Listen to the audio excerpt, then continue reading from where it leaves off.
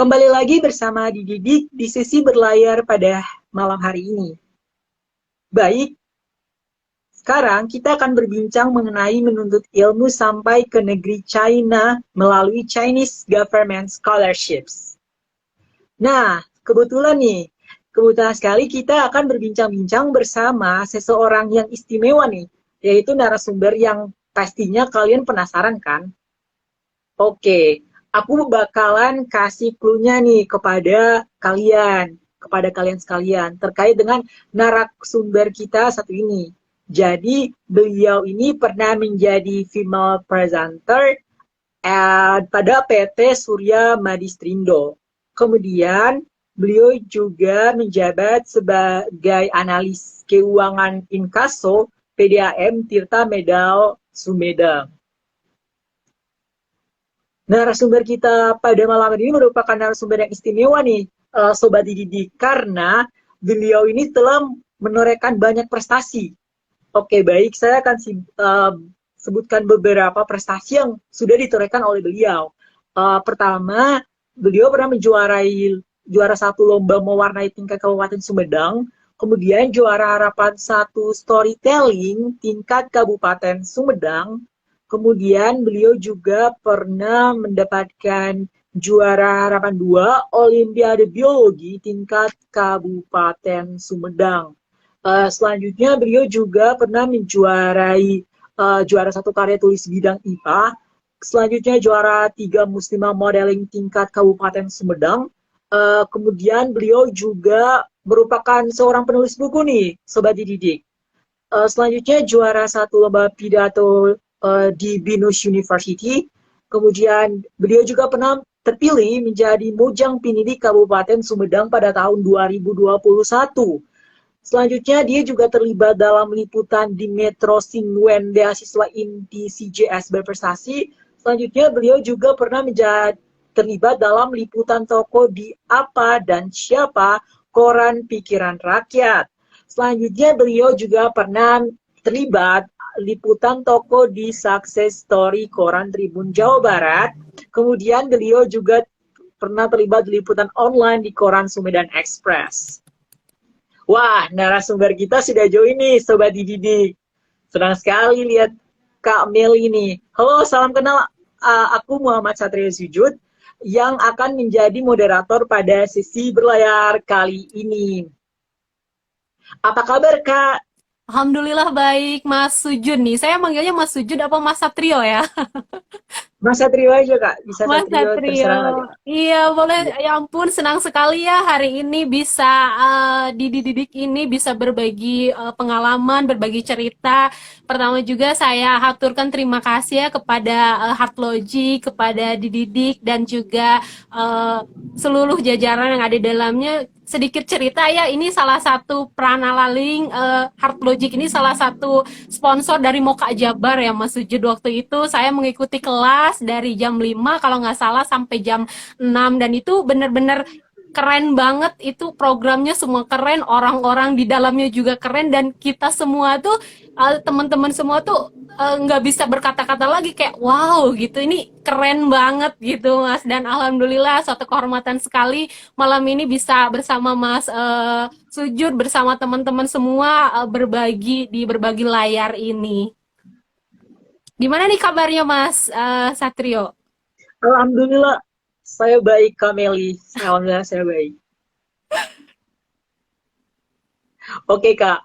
Baik, kita mulai sesi berlayar pada hari ini dengan tema menuntut ilmu sampai ke negeri China melalui Chinese Government Scholarships. Dan sudah ada narasumber kita yang paling istimewa pada malam hari ini, yaitu Kak Meli. Terima kasih, Kak. Sebelumnya, Kak Meli sudah yang merupakan seorang analis keuangan inkaso PDAM Tirta Medal Sumedang. Boleh Kak memperkenalkan diri kepada Sobat Didik nih? Kan pasti Sobat Didik penasaran dengan profil Kakak. Silakan Kak. Oke, baik. Hatur nuhun ya kalau di Sunda tuh Mas Sujud. Halo teman-teman semua, terima kasih yang udah join di sini. Perkenalkan nama saya Meli Melina. Saya sekarang mahasiswa S2 di UIB Beijing, Tiongkok. Saya sekarang semester 3 dan saya merupakan peraih Chinese Government Scholarship tahun 2020 dan memang karena mahasiswa batch corona ya, jadi masih di Indonesia Hmm, yang masih di Sumedang juga dan saya juga asik. adalah Mojang Kabupaten Sumedang tahun 2021 dan Mojang Jawa Barat tahun 2021. Mungkin itu saja perkenalannya Mas Sujud. Oke, siap Kak Meli. Berarti Kak Meli ini sekarang lagi di semester 3 ya Kak? Betul Berarti ini sekali. udah 1 tahun berlangsung ya Kak? 1 tahun lebih berlangsung di Chinese Government Scholarship di Beijing. Wow, keren banget sih Kak. Keren banget. Oke, teman-teman. Aku mau nanya nih Kak. Terkait dengan kesibukan apa Kakak sekarang-sekarang ini Kak? Mungkin akhir-akhir ini lagi buat apa Kak? Atau lagi ngampus gimana Kak? Silakan Kak. Betul sekali, terima kasih Mas Sujud. Jadi memang karena saya semester 3 nih, jadi sekarang lagi sibuk bikin tesis dan baru selesai Hmm. bimbingan juga terkait dengan proposal tesis dan nanti akan sidang online-nya itu di bulan Desember. Jadi mungkin mohon doanya sekalian teman-teman semua yang ada di sini semoga dilancarkan juga untuk apa penyusunan proposalnya karena jujur karena memang ini nggak semudah kita bertemu langsung ya Mas Sujud ya jadi memang ada kalau Iya, online iya. ini ada beberapa kendala juga gitu ya terus juga selain itu juga saya juga aktif di organisasi seperti PPI Tiongkok, PPI Asia Oseania dan PPI Dunia dan juga di Kabupaten Sumedang nih saya berkontribusi saya mengabdi bersama dengan paguyuban Mojang Jajaka Kabupaten Sumedang untuk tanah kelahiran saya di Kabupaten Sumedang. Oke Kak, wah keren banget ya Kakak berarti sibuk banget ya pada akhir-akhir ini. Oke Kak, kelihatan banget dari kegiatan Kakak yang emang padat dan juga sangat bermanfaat juga dan juga mungkin Kakak juga lagi riset dan lain-lain untuk menuntaskan atau untuk menyelesaikan studi S2-nya Kakak. Keren banget sih Kak. Kak, boleh nih Kak bercerita mengapa sih Kakak awal mula sampai bisa tertarik untuk mengambil studi ke luar negeri Kak? Bisa di-sharing kepada Sobat Didi Kak? Silakan. Oke. Ini sedikit flashback ya. Mungkin waktu itu saya lulus di 2009 ya. Jadi saya kalau waktu itu saya lulus bulan Juni Juli saya lulus sidang, kemudian saya lari ke Pare Mas Sujud. Saya lari ke Pare untuk belajar IELTS sama belajar bahasa Inggris di sana. Nah, di sana tuh saya ketemu dengan teman-teman yang memang sefrekuensi gitu. Jadi teman-teman yang mengejar beasiswa keluar. Nah, gitu kan ada peribahasa yang mungkin kita tuh gimana lingkungan ya. Jadi gimana gimana kita ada di suatu lingkungan jadi saya seperti ke-trigger untuk melanjutkan beasiswa mencari beasiswa dan melanjutkan studi ke luar negeri saya belajar di sana kurang lebih selama 4 bulan dan waktu itu saya belum wisuda Mas Sujud jadi saya waktu itu di Pare itu saya pulang karena ada panggilan wisuda kemudian saya berangkat lagi ke Pare untuk belajar lagi di sana untuk apply di sana bareng dengan teman-teman saya dan ada suatu ketertarikan yang dulu tuh memang saya nggak akan keluar gitu ya. Jadi ya udahlah saya mungkin akan melanjutkan S2 saya di Indonesia saja, tapi memang karena lingkungan, karena memang teman-teman mensemangati juga, jadi saya uh, memberanikan diri untuk mendaftar, saya memberanikan diri untuk mencari tahu, belajar belajar IELTS dan bahasa dan sebagainya untuk bisa keluar gitu. Singkat ceritanya, Mas Sugi. Wow.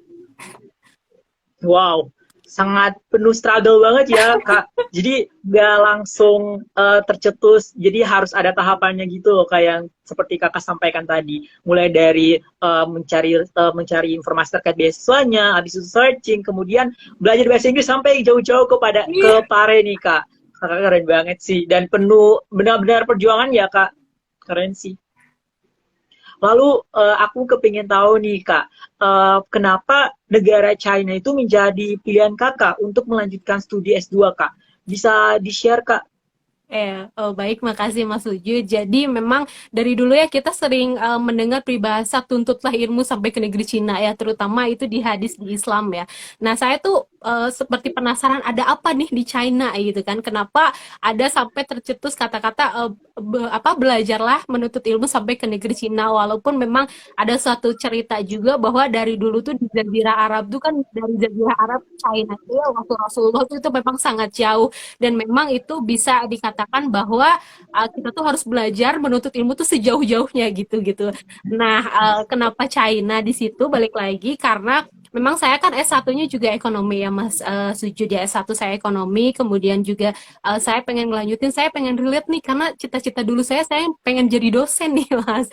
Jadi saya pengen ngambil ekonomi juga, masih relate dengan S1 saya, dan ke negara yang seperti kita tahu ya bahwa China itu bukan hanya historinya yang sangat erat dengan kita Indonesia, tetapi juga soal ekonominya nih, ekonomi perdagangannya, dan memang sangat luar biasa sekali negara tersebut. Makanya saya pengen langsung nih belajar ke negeri China tersebut, walaupun memang qadarullah sekarang masih di Indo, tapi semangat saya untuk belajar dan mencari tahu mengenai hal-hal terutama dalam ekonomi di China itu memang tidak menyurutkan. Jadi saya selalu bertanya kepada profesor, saya selalu bertanya kepada teman-teman saya yang memang stay di sana atau bahkan yang ada keluarga di sana gitu. Jadi saya tuh nggak mau rugi walaupun di sini gitu sih ceritanya Mas Sujud. Wow, keren banget sih Kak.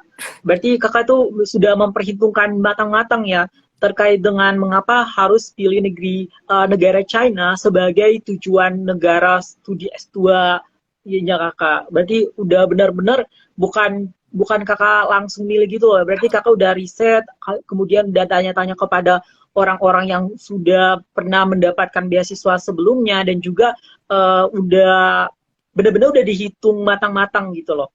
Oke, keren banget sih, Kak. Kemudian nih, Kak, aku mau nanya lagi. Kakak bisa jelasin dong, tadi kan di pamflet kita atau di banner kita, banner online kita kan pasti ada ketulis dengan namanya itu Chinese Government Scholarships. Mungkin buat para scholarships atau scooters yang benar-benar hunting, yang benar-benar suka nge-searching terkait dengan beasiswa, mungkin pada tahu tentang apa yang dimaksud dengan Chinese Government Scholarship. Tapi mungkin bagi orang awam atau mungkin adik-adik SMA dan juga kakak-kakak yang sudah yang masih sekarang masih S1 atau mungkin kepingin cari tahu nih terkait dengan Chinese Government Scholarship itu seperti apa. Mungkin kakak juga bisa menjelaskan secara langsung nih seperti apa yang dimaksud dengan Chinese Government Scholarship tersebut. Silakan, Kak. Iya, makasih Mas Sujud. Jadi memang ada beberapa ya beasiswa dari China seperti OBOR, One Belt One Road, kemudian MOFCOM, kemudian juga ada beasiswa dari Riset Dikti. Nah, beasiswa Chinese Government Scholarship ini yaitu beasiswa pemerintah Cina melalui kampus yang ada di Cina. Jadi nih tahapannya itu beasiswa ini tuh beasiswa yang langsung diberikan dari pemerintah China kepada kampus-kampus yang sudah terafiliasi dengan CGS ini. Nah, mungkin bisa langsung ke tahapannya aja ya Mas Satrio biar jelas. Jadi memang biasanya nih beasiswa CGS ini tuh full gitu. Jadi memang benar-benar ditanggung gitu dari mulai biaya bulanan. Kalau misalnya saya tuh kalau kurang lebih tuh dapat 3.000 renminbi atau sekitar 6 sampai 7 jutaan sebulan. Kemudian juga biaya kuliah dan juga dormitory itu memang ditanggung dari pemerintah China-nya itu sendiri. Gitu sih Mas. Jadi memang ada beberapa juga beasiswa yang diberikan pemerintah China selain CGS ini. Nah, kalian yang bisa yang misalnya kepo nih apa sih beasiswa Chinese Government Scholarship, biasanya beasiswa ini dibuka ini di Desember, akhir Desember, dan biasanya di Februari atau Maret itu sudah ditutup dan kalian tinggal buka di kampuscina.org gitu Mas Satrio. Setuju. Oke, Kak Meli, jelas banget informasinya, Kak, terkait dengan hal tersebut. Kak, aku ada pertanyaan lanjutan nih, Kak, terkait dengan kalau misalnya seseorang tertarik nih untuk mengapply di beasiswa CGS tersebut, apakah diwajibkan untuk mahir bahasa Mandarin, Kak, atau punya sertifikasi untuk bahasa Mandarin tersebut? Kalau misalnya ada, bisa sebutkan, Kak, sertifikat apa yang harus kita dapatkan untuk bahasa Mandarin atau ujian yang harus kita lalui sebelum mengapply beasiswa CGS S2 tersebut, Kak?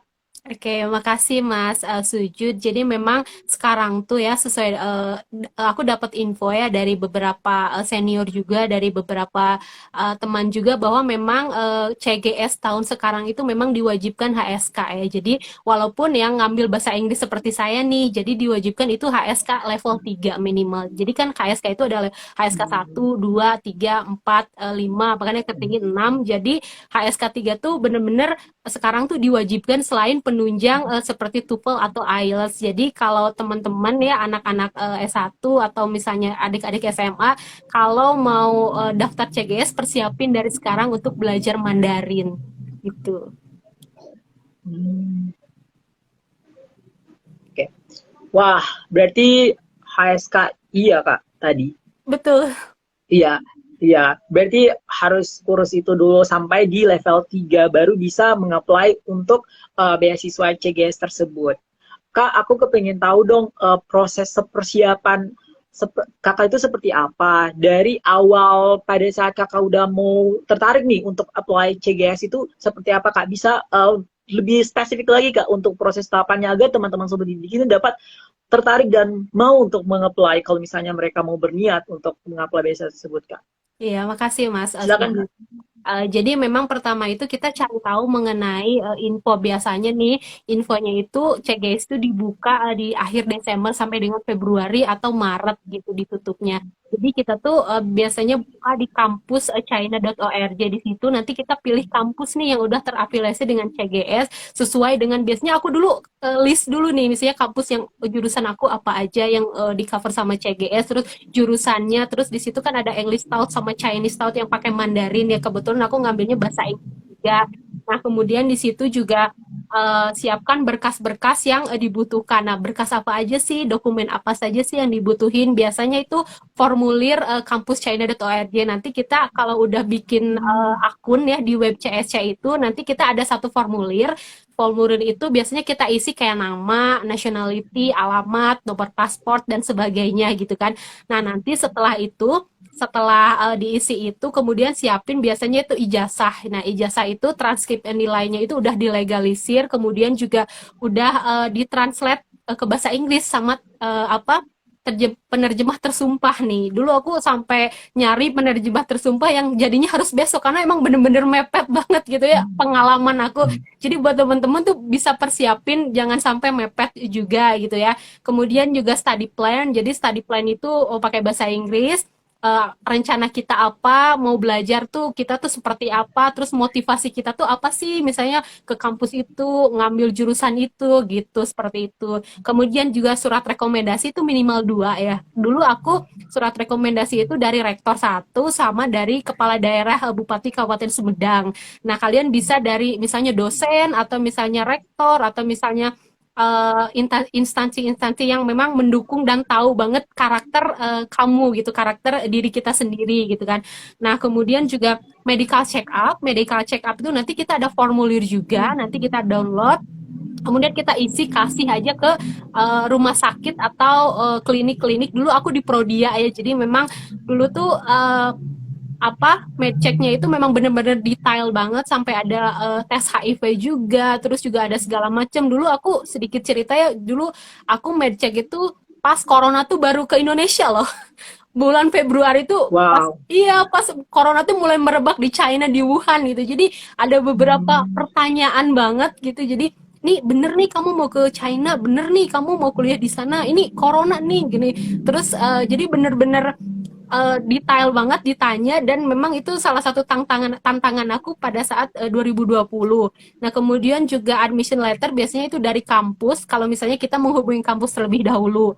Terus juga yang sekarang tuh yang wajib tuh HSK 3. Jadi memang benar-benar dipersiapkan takutnya nanti memang dibutuhkan untuk persyaratannya. Kemudian juga kalau misalnya kalian punya TOEFL atau IELTS juga apa namanya bisa disertakan. Kalau China itu kalau untuk IELTS-nya sendiri itu memang sekitaran 6,5 lah atau 6 itu memang sudah bisa gitu. Jadi memang nggak high kayak di negara-negara lain karena memang Cina itu concernnya itu di Mandarinnya gitu. Jadi memang walaupun aku nih bahasa Inggris nih Mas Satrio, Mas Sujud gitu, tapi aku tuh Mm-mm. harus ada HSK juga. Aku belajar Mandarin juga dan memang bener-bener ya itu salah satu benefitnya kuliah di Tiongkok juga selain kita menguasai bahasa Inggrisnya juga menguasai bahasa Mandarinnya juga gitu.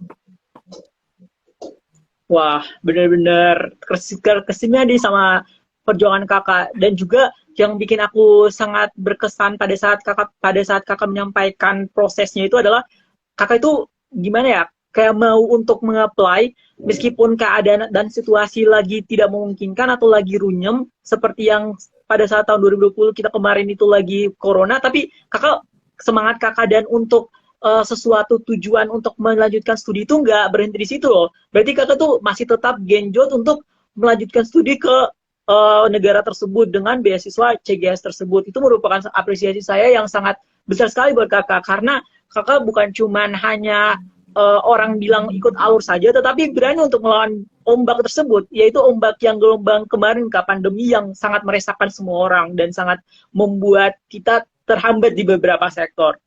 Tapi kakak sudah bisa melalui itu dengan sangat baik dan juga bisa melalui semua rintangan dengan alhamdulillah bisa mendapatkan beasiswa tersebut. Kakak keren sekali sih. Keren banget kak.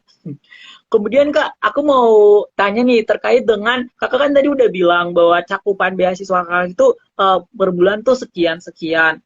Coba deh kak, tegaskan sekali lagi kepada kita terkait dengan beasiswa kakak itu termasuk itu full scholarship atau partial atau apakah? Lalu apakah benar-benar beasiswa itu kakak itu dari negaranya atau gimana kak? Atau ada kerjasama? Biasanya kan universitas itu bisa bekerjasama sama universitas yang lain yang berada di kota tersebut. Bisa dijelaskan secara lebih mendetail kak? Terima kasih. Iya, makasih Mas Sujud. Jadi memang beasiswa CGS ini beasiswa dari memang dari benar-benar dari pemerintah Cina ya, yang bekerja sama seperti yang tadi aku bilang yang dengan universitas yang terafiliasi dengan CGS di kampus-kampus di China. Jadi memang beasiswa ini tuh kalau misalnya setahu saya tuh S1 tuh dia emang full scholarship. Kemudian juga untuk biaya per bulannya itu kalau S1 tuh 2.500 renminbi, kalau S2 tuh 3.000, kalau S3 tuh 3.500 ya waktu zaman saya.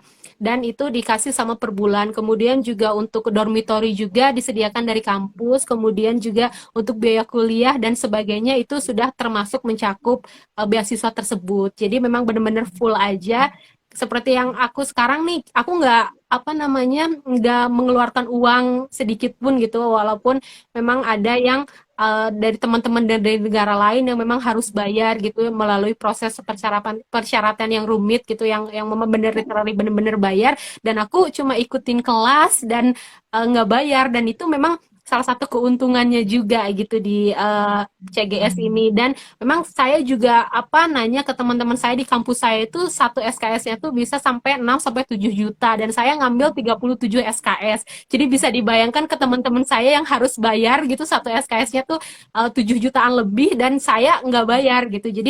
Jadi kalau untuk teman-teman sekalian yang memang ada kesempatan, ada kemauan untuk beasiswa apapun ya, bukan hanya CGS, manfaatin kesempatannya dari sekarang, persiapin dari sekarang agar bisa kalian bisa mendapatkan beasiswa sekaligus kuliah juga. Oke Kak, wah penjelasannya sangat terperinci sekali dan yang sangat mendetail sekali ya penjelasan dari Kamil ini. Oke Kak, baik Kak, terkait dengan itu jurusannya itu apakah ada spesifikan langsung dari lembaga atau universitas yang mengeluarkannya atau gimana Kak? Atau misalnya ada jurusan-jurusan yang nggak full scholarship? Iya. Bisa di-sharing Kak? Jadi memang ada kalau misalnya kita tuh nanti pas ngisi di kampus Cina.org itu kita diwajibkan milih 3 kampus Mas Sujud. Jadi kampus pilihan pertama, pilihan kedua, pilihan tiga nanti dari pihak CS itu yang menentukan kita masuk ke kampus mana gitu kan, dan kita masuk ke jurusan mana gitu. Nanti ada listnya di situ. Misalnya saya di UIB Beijing itu yang di cover sama CGS itu misalnya international business, international trade dan sebagainya. Jadi saya memilih yang memang sudah ada yang sudah tercover dan sudah ada listnya untuk beasiswa tersebut. Saya international business dan alhamdulillah saya dapat pilihan pertama gitu dari CGS-nya tersebut gitu, Mas. Oke, Kak. Oke, baik. Kakak kan tadi udah nyeritain nih duka terkait dengan pada saat mengapply beasiswa CGS ini, Kak. Kakak bisa sebutin dong sukanya pada saat kakak mengapply beasiswa CGS. Mungkin kakak searching-searching di Google dan melihat di sana itu kayak gimana, pendidikannya itu sebagus apa. Bisa di-sharing nggak? Iya, jadi memang kalau suka duka itu memang banyak sekali ya dari mulai daftar saya waktu itu gelombang COVID baru muncul, bahkan saya itu waktu itu pas buat paspor ditanya sama orang imigrasi secara detail, jadi kayak diinterogasi, itu bener nggak kamu mau ke Cina gitu kan? Saya minta persetujuan orang tua, saya minta tanda tangan segala macam gitu kan. Kalau kamu kan cewek, saya kalau kamu ke China, kalau kamu meninggal nanti imigrasi disalahin karena ngeluarin paspor gitu kan. Dan saya di situ meyakinkan bahwa saya bilang saya mau apply CGS, saya bukan apply gabung ISIS atau semacamnya gitu kan. Jadi memang benar-benar saya yakinin. Kemudian juga saya waktu itu memang ada firasat wah nih nggak akan berangkat nih karena memang COVID itu di Indonesia waktu 2020 ya lagi memang merebaknya pertama dan memang qadarullah dan saya di sini gitu kan belajar di sini gitu kan. Awalnya saya sedih gitu kan lihat teman-teman senior-senior saya yang sudah duluan di sana gitu kan yang sudah merasain di sana dan saya masih di sini gitu kan jadi memang dukanya itu saya nggak ketemu langsung Mas Sujud jadi saya juga nggak bisa belajar langsung jadi vibes-nya tuh kurang gitu kan kemudian juga belajar Mandarin kan memang kalau lingkungan ya jadi kalau misalnya saya berpikir kalau misalnya saya di sana Mandarin saya lebih improve gitu kan daripada saya di sini yang bener-bener kepakainya itu jarang banget gitu kan selain di kelas dan belajar sendiri kemudian juga saya nggak bisa ketemu teman-teman saya walaupun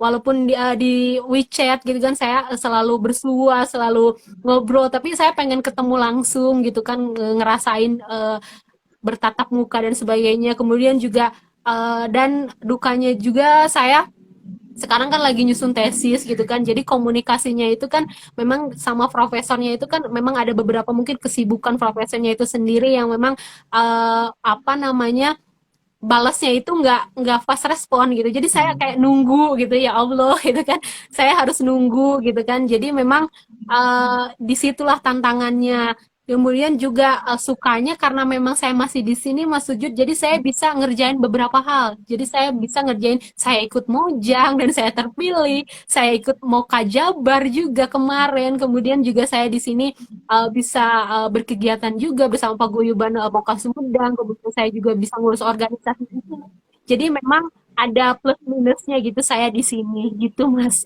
Sujud. Wow, keren banget sih, Kak. Berarti kakak itu pada saat suka dan dukanya itu banyak sekali ya, banyak rasa di sana, banyak harian di sana. Dan juga bukan cuman kakak itu apa, bukan cuman merasakan sukanya saja, tetapi kakak bisa mengatasi dan mengantisipasi terkait dengan duka yang kakak alami selama di sana. Dan juga selain itu yang saya sangat apresiasi dan juga sobat Didi apresiasi adalah kakak mampu untuk mengantisipasi dan juga mampu untuk membuang perasaan-perasaan negatif dan mengubah itu menjadi suatu peluang dengan sebagaimana kakak tadi sudah menyampaikan secara baik bahwa kakak terpilih menjadi terpilih di juara Mojang dan di Kota Sumedang dan lain-lain itu merupakan salah satu skills yang mungkin kita harus pelajari dan mungkin semua sobat dididik dapat menjadikan kakak itu sebagai role model untuk ternyata pada saat pandemi, pada saat kita belajar studi S2 itu ternyata kita masih bisa menorehkan prestasi dengan membagi waktu dengan sangat baik dan juga dapat menerapkan time managing yang seperti yang kakak lakukan itu. Jadi menurut saya itu adalah tips dan trik yang sangat bisa dijadikan ini sih salah satu bahan untuk kita bisa membagi waktu dan juga menginspirasi dari prestasi dan kemampuan multitaskingnya kakak. Oke Kak, mungkin semua orang udah pada tahu kakak sudah melakukan dan melewati tantangan itu dengan sangat baik dan juga bisa mengatasi segala rasa pada duka pada saat kakak di sana. Kemudian kakak juga bisa sharing nih mengenai terkait dengan bagaimana proses belajar di tengah pandemi. Kalau kita tahu kan bukan cuman pandemi saja ya terkait dengan jarak jauh, pembelajaran jarak jauh, tetapi mungkin ada banyak hal yang mungkin kakak bisa langsung ceritakan kepada kita secara lebih mendalam. Kalau kita baca di website kan kurang begitu ngeh atau dari sharing orang lain. Mungkin kakak bisa sharing, Kak.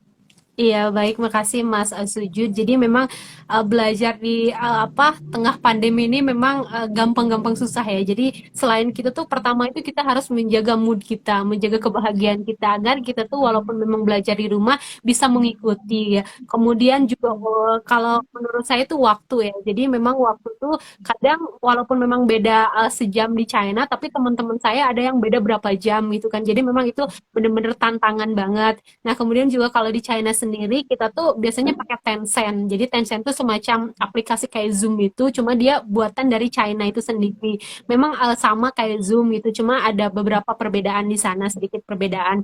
Dan juga apa namanya tantangannya itu ya kita harus bener-bener ngedengerin gitu kan. Kita harus bener-bener menyimak gitu karena kalau kita nggak menyimak sedikit pun kita jadi bingung gitu. Terus kita kalau nanya juga susah gitu kan. Kalau apalagi kalau nanya ke temen yang memang jadi kayak slow respon gitu kan karena memang beda negara, beda waktu dan sebagainya gitu kan. Jadi memang kalau misalnya belajar online itu memang harus bener-bener fokus gitu ya. Terus tetap semangat, tetap bahagia gitu kan. Tetap jaga mood dan antusias gitu sih dari aku. Oke Kak, wah berarti benar-benar harus diantisipasi dan harus ada pengalian untuk kita tetap semangat belajar dan juga tetap fokus terhadap studi S2-nya Kakak ya. Oke, baik Kak. Selanjutnya boleh nih Kak sharing terkait dengan pengalaman yang paling unik yang pernah Kakak rasakan selama menjadi mahasiswa internasional di sana Kak. Silakan Kak. Mahasiswa, iya. Jadi memang apa namanya pengalaman yang unik itu kalau misalnya kita pas belajar Mandarin ya. Karena kan aku tuh susah pelafalan ya. Karena kalau Mandarin tuh beda lafal itu kan beda arti. Jadi memang teman-teman di sana tuh kayak apa ya? Kalau misalnya apalagi aku dari orang Sunda ya. Jadi susah banget ngomong F, P sama V itu kayak susah gitu kan. Jadi aku tuh kayak ini Meli kamu ngomong apa gitu kan kalau gitu tuh. Jadi memang seperti itu juga hal-hal yang unik juga paling juga kalau misalnya lupa gitu kan lupa jadwal atau misalnya lupa kelas karena memang suka ada beberapa perubahan gitu jadi ya ampun lupa gitu kan tapi memang tetap ikuti gitu kan terus juga ada apa hal-hal yang memang lucu-lucu lah selama di kelas gitu kan walaupun memang kita nggak pernah ketemu ya tapi memang persahabatan itu seperti ya udah kita kayak deket aja gitu jadi memang itu yang buat kita tuh semangat. Oke Kak. Wah, benar-benar faktornya itu banyak ya Kak untuk faktor pengalaman uniknya tuh banyak dan juga ada banyak perasaan yang mungkin bisa mungkin hal itu merupakan hal yang lucu, hal yang unik, tapi bisa menjadi faktor penyemangat kita pada saat studi di sana seperti kakak gitu. Keren banget sih Kak. Oke Kak. Lalu Kakak nih bisa kakak kan setelah nanti lulus ya Kak, ini kan semester 3 berarti udah mau mendekati lulus. Kakak boleh nih sharing bareng kita terkait dengan nanti Kakak tuh mau ngapain Kak setelah lulus? Mungkin mau langsung kerja atau mungkin Kakak ada target lain nih Kak? Bisa silakan Kak. Iya, memang kalau mimpi ya, jadi semua orang tuh, karena orang tua saya bilang bahwa kita tuh harus mimpi yang gede itu, bahwa kita tuh harus mimpi seluas-luasnya, memang kita tuh harus mimpi setinggi-tingginya gitu kan. Jadi rencana saya setelah saya S2, saya pengen melanjutin S3 saya, Mas Suju, dan memang rencananya juga apply CGS juga dan di kampus yang sama. Jadi memang saya berencana, jadi saya mulai persiapkan dari sekarang untuk saya bisa melanjutkan studi S3 saya di kampus yang sama juga insya Allah gitu kan. Memang kalau misalnya tidak ada halangan dan tidak ada dan memang semesta merestui ya, mungkin bisa tercapai di tahun depan. Jadi mohon doanya buat semua teman-teman di sini. Amin, amin ya robbal alamin. Semoga kakak dilancarkan studi S2-nya dan bisa Amin. melanjutkan sampai studi S3. Dan juga mungkin bisa mendapatkan pekerjaan yang seperti yang kakak inginkan. Semuanya sobat didik langsung mengaminkan nih kak. Oke. Oke, baik kak. terkait dengan selanjutnya itu kemudian kalian kakak sangat menginspirasi banyak hal, bukan cuman alumni di Universitas S1-nya kakak, tetapi bukan cuma di kota kakak, tetapi para pemuda kita, para generasi milenial kita itu sangat sangat menjadikan kakak itu pedoman, dan juga kakak itu sebagai acuan untuk mereka supaya mereka bisa mendapatkan pendidikan yang jauh lebih baik dan juga mendapatkan sesuatu yang mereka impikan agar bisa mereka capai gitu. Bukan cuman ya dengan melalui beasiswa, bukan cuman kita cuman berangan-angan, tetapi bukan cuman kita untuk cuman merai-nerai atau mungkin cuman nulis aja impian kita di selebar memo atau misalnya di selebar kertas, tetapi kita bisa mewujudkannya dengan merealisasikan dan mengimplementasikan apa yang telah kita cari dan apa yang telah kita tetapkan sebagai goals kita untuk dijadikan sebagai sesuatu yang nyata, sesuatu yang bisa diwujudkan. Oke Kak, Kak bisa dong sharing pesan untuk anak-anak muda seperti saya dan juga Sobat Didik untuk bisa melanjutkan studi setinggi-tingginya nih seperti kakak sekarang. Bisa Kak sharing Kak? Ya, makasih Mas Suju. Jadi saya menganggap bahwa semua orang tuh punya berhak mendapatkan kesempatan yang sama. Kita itu sama ya. Mungkin kalau saya sekarang bisa S2, mungkin karena saya hidupnya lebih lama. Mungkin karena saya punya ada kesempatan gitu kan. Saya selalu percaya bahwa yang pertama tuh orang yang berhasil memenangkan kontestasi di masa depan itu bukan orang yang pintar, tapi orang yang adaptif. Bagaimana kita bisa adaptif dengan lingkungan, bagaimana kita bisa adaptif dengan situasi, dengan keadaan, dan saya yakin bahwa Mas Sujud, teman-teman di sini bisa adaptif, bisa beradaptasi dengan yang lain. Kemudian juga saya selalu percaya juga bahwa kesuksesan itu, keberhasilan itu ada ya saat kesempatan bertemu dengan kesiapan. Jadi memang saya berpesan kepada teman-teman di sini yang mau ngelanjutin S2, yang mau S1 atau misalnya mau kerja, siapin apa-apa yang kalian butuhin. Misalnya kalian mau S2. Nah, misalnya kalian bisa siapin berkas-berkas yang tadi disebutin, atau misalnya ada nih di website yang apa nih, misalnya kalian mau apply di mana, siapin gitu kan. Persiapan itu benar-benar matang. Jadi di saat kita ada kesempatan nih di depan mata bahwa ini buka nih, nah kita tuh udah siap, dan itulah kunci keberhasilan. Jadi ketika kesempatan bertemu dengan kesiapan kita.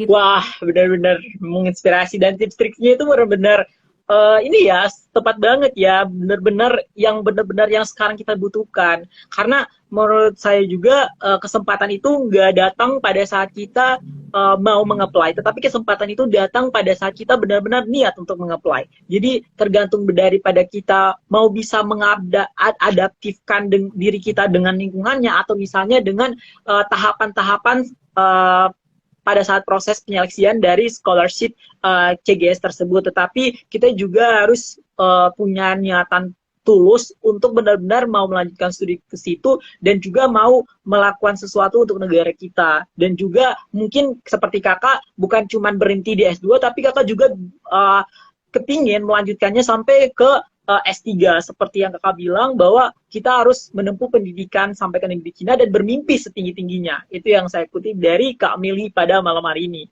Wah, nggak terasa ya Kak, waktu kita sudah berjalan dengan begitu lama, tetapi masih semangat-semangatnya. Oke Kak, baik, kita akan lanjutkan dengan sisi tanya-jawab nih dari para pendengar kita, yaitu dari Sobat Didik. Oke, ada nih Kak, ada pertanyaan buat Kak Kamil ini. Dari Istia Rova, persaingannya bagaimana Kak untuk studi di S2 di sana Kak? Ya, makasih Kak Isfa ya tadi yang udah nanya. Jadi memang benar-benar yang nyeleksi itu benar-benar dari kedutaan dari pemerintah Cina bersama dengan kedutaan dan melalui kampus. Dan pada saat tahun 2020 itu hanya 17 orang yang keterima CGS di Indonesia. Sisanya yang di kuliah di Cina tuh beasiswa yang lain. Ada beasiswa kampus yang memang beasiswa parsial juga, ada beasiswa yang lain juga. Dan memang ini benar-benar itu menyeleksinya itu dari pemerintah Cina dan universitas dan kedutaan juga. Jadi setelah kita apply, jadi kita ya udah kita tinggal berdoa, kita tinggal nunggu gitu kan. Kita tinggal harap-harap cemas. Jadi memang di sini tuh saya percaya dan yakin kalau misalnya ya kesiapan kita walaupun persiapan kita benar-benar matang, benar-benar udah baik dan saya yakin dan percaya kita bakal bisa dapet itu. Oke. Oke, pertanyaan lanjutan nih Kak dari Istiarova juga. Kayaknya ini lagi mau niat untuk mendaftar nih. Mungkin udah lulus S1 nih. Oke. Persaingannya untuk lulus dan mendapatkan beasiswa CGS bagaimana Kak? Gimana maaf Mas? Mungkin ini lebih ke cara mendapatkan beasiswa CGS-nya bagaimana Kak? Oke, jadi Cara untuk mendapatkan, mungkin dari persiapan dan lain-lain. Oke, jadi Silakan Kak. memang makasih Mbak Isfa juga. Nanti memang kalau misalnya kurang jelas bisa ditanya ke Instagram saya juga ya.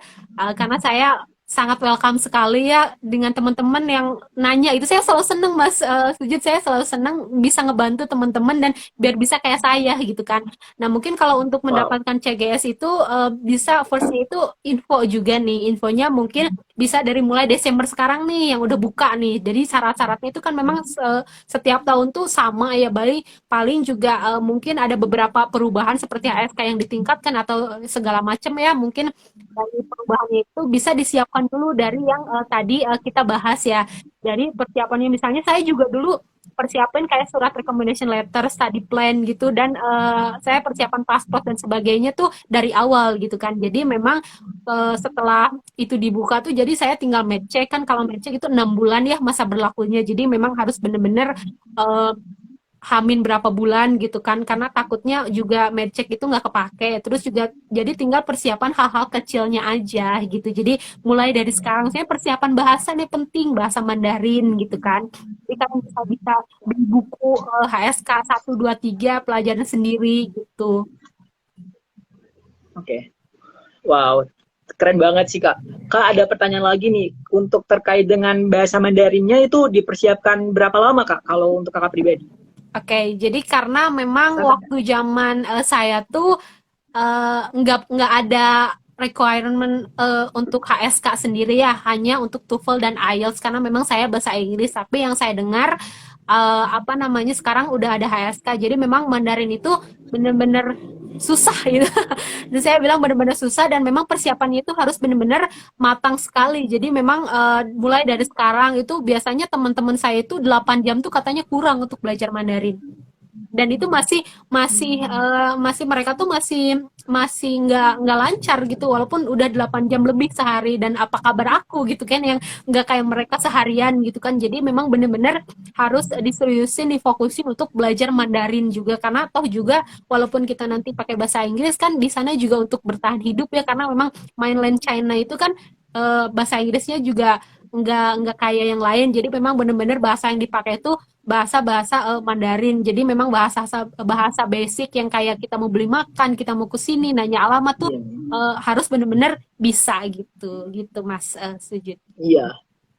Iya, benar Kak. Benar, benar, benar, benar banget. Dan juga setahu aku juga bahasa Mandarin itu merupakan salah satu bahasa internasional kita ya, benar ya Kak? Iya, Iya. Oke.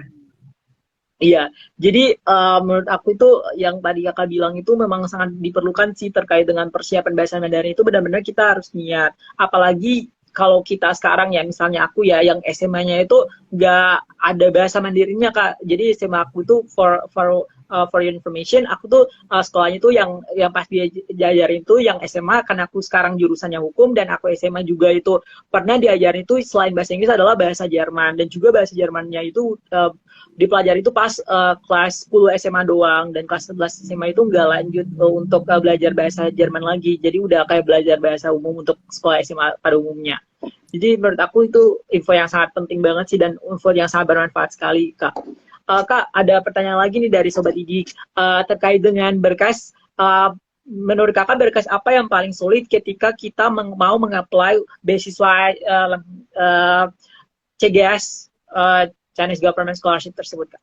Silakan Kak. Iya, mungkin kalau untuk sekarang ya atau misalnya berkas-berkas yang memang sulit itu mungkin dari segi bahasa, mungkin ASK, terus TOEFL atau IELTS, karena memang itu harus benar-benar kita persiapin ya. Jadi kita kita tuh harus melalui semacam tes dulu ya. Jadi kita harus prepare, harus belajar bahasanya dulu, harus belajar yang lainnya dulu untuk kita tes dan lulus gitu. Dan menurut saya itu yang sulit untuk dipersiapkan, dan memang itu harus dipersiapkan jauh-jauh hari banget gitu untuk bisa apply. Dan menurut saya itu salah satu apa berkas yang memang sulit, tidak hanya untuk CGS tapi juga untuk beasiswa yang lain juga, menurut saya gitu sih Mas.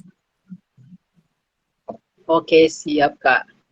Oh, oke, Kak. Berarti benar-benar ada banyak hal yang mesti dipersiapkan ya, Kak, berkas-berkasnya dan juga lain-lain. Dan juga mungkin berkasnya itu bisa dipersiapkan dari jauh-jauh hari ya, Kak, supaya pada saat pendaftaran beasiswa itu buka, kita bisa udah siap nih untuk skala Iya. untuk setiap urusan beasiswa dan berkasnya, berkas-berkas dan persyaratannya udah kita penuhi semua. Jadi nggak tunggu berapa lama lagi, langsung kita daftar aja ya, Kak. Iya, Oke, Kak. betul. Jadi Tak sedikit terasa, tambahan, ya, ya, Mas silakan. Sujud. Jadi kalau di CGS itu semua persyaratan atau formulir itu nanti kita print out. Jadi kita bentuk hard copy. Nah, nanti kita langsung kasih ke Kedubes Tiongkok di Jakarta. Nah, nanti kita kasih, dan memang itu benar-benar waktunya itu jangan sampai telat. Kalau misalnya di deadline-nya itu tanggal 22 Februari, jadi kita harus sebelum itu, karena waktu itu juga waktu saya ke sana juga saya sudah mengumpulkan berkas, lalu saya ke sana karena memang dipanggil juga, dan ada salah satu aplikan yang memang telat gitu. Jadi memang auto ditolak aja. Jadi nggak, walaupun itu tuh udah hari terakhir gitu. Jadi memang misalnya waktu itu kalau nggak salah tanggal berapa, dan itu memang hari terakhir, dan dia tuh bawa mungkin jauh-jauh bawa hard copy, dan belum ketemu si yang ngurus beasiswanya. Jadi sama satpamnya juga udah disuruh pulang. Jadi memang benar-benar timelinenya itu, waktunya itu benar-benar harus dipersiapin banget sih. Dan aku rasa itu juga untuk semua beasiswa kali ya. Jadi memang kalau bisa tuh gercep gitu. Kalau bisa tuh yang pertama gitu. Iya, benar banget sih, Kak. Kalau untuk urusan mengapply dan juga daftar itu harus jadi orang yang nggak ada terdepan ya, Kak, Iya, untuk betul. bisa mengapply beasiswa tersebut. Karena persaingannya juga sangat ketat ya, Kak. Hmm. Jadi supaya bisa tersapi pada tahun tersebut dan juga segala urusannya itu bisa lancar tahapannya dan kita ikutin, dan juga kemungkinan lolosnya juga bakalan besar ya, Kak, karena kita Iya. udah well prepare banget. Iya, benar. Oke, Kak. Tak terasa, Kak, waktunya sudah hampir habis nih, Kak. Dari tadi kita sesi diskusi bareng Kakak nih. Oke, sebagai penutup, Kak, adakah closing statement yang ingin Kakak sampaikan pada sesi kita kali ini? Silakan, Kak. Ya, jadi pertama saya ucapkan terima kasih kepada dididik.com ya, karena saya sudah dididik. Kemudian juga dari Hatrology, kemudian Mas Ben, kemudian Mbak Anggi ya. Mbak Anggi, kemudian juga Mas Sujud juga yang sudah menemani saya dan bertanya juga, kemudian juga teman-teman yang sudah antusias banget untuk mengikuti ini. Dan kalau misalnya ada pertanyaan juga bisa langsung ke Instagram saya, karena saya senang sekali ditanya-tanya sama teman-teman. Saya senang sekali kalau ada orang yang sama seperti saya, ada orang yang bisa mengikuti bahkan lebih dari saya. Kemudian juga pesan saya juga tetap semangat, jadi diri sendiri aja.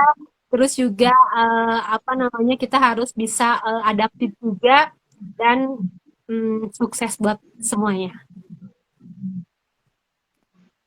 Oke, wah, closing statement yang sangat berkesan sekali dari Kak Meli pada malam hari ini. Oke, Sobat Didik.com, seru sekali berbincang-bincang kita dengan narasumber pada hari ini mengenai menuntut ilmu sampai ke negeri China melalui Chinese Government Scholarships. Terima kasih banyak, Kak Meliana yang telah berbagi bersama kita pada malam hari ini. Dan juga kepada audiens yang masih join hingga akhir, aku Muhammad Satrio Sujud. Mohon maaf apabila ada kata-kata yang kurang berkenan dan juga ada terdapat salah-salah kata, dan juga aku juga minta berterima kasih kepada didik.com karena sudah menjadi platform yang sangat bermanfaat dan edukatif untuk mendidik kita, para mahasiswa dan juga para penerima beasiswa S2 dan mungkin nanti kita akan mengundang beasiswa S3 juga untuk bisa sharing-sharing bareng mahasiswa yang masih S1 atau juga yang sudah lulus S1 untuk berbagi terkait dengan informasi beasiswa. Wah, ini adalah informasi yang sangat bermanfaat sekali. Sekali lagi Kak, terima kasih banyak untuk Sama-sama. semuanya, untuk narasumber terbaik kita pada malam ini. Makasih Tetap stay semuanya. safe dan stay healthy ya Kak. Iya, makasih. Bye.